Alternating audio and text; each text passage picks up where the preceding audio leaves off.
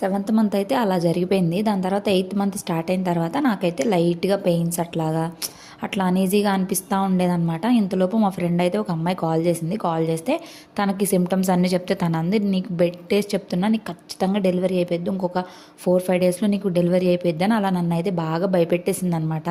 ఇంకా నా బ్రెయిన్‌లో అది ఫీడ్ చేసేసుకోవడమో మరేమో, నా సబ్‌కాన్షియస్ మైండ్ అలా తీసేసుకుందో ఏమో, నాకైతే ఇంకా కడుపులో పెయిన్ రావడం, లేదంటే డెలివరీ అయిపోతుందని ఫీలింగ్ రావడం అట్లా ఉండేదనమాట. ఇంకా డెలివరీ అయిన వాళ్ళందరితో మాట్లాడడం చాలా భయపడతా ఉండేదాన్ని నేనైతే.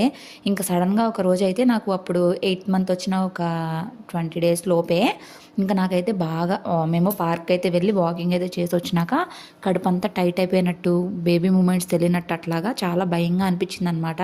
ఇంకా సడన్గా ఇంకా మా వారికి అయితే చెప్పాను. మా ఫ్రెండ్ ఒక అమ్మాయికి చేస్తే, "ఈ డెలివరీ పెయిన్సే నీకు డెలివరీ అయిపోద్ది" అన్నారు. అప్పుడు నాకు 8 మంత్సే కదా, డెలివరీ అయితే బేబీ సేఫ్గా ఉండదని చెప్పి చాలా టెన్షన్ పడి హాస్పిటల్కి అయితే వెళ్ళాము.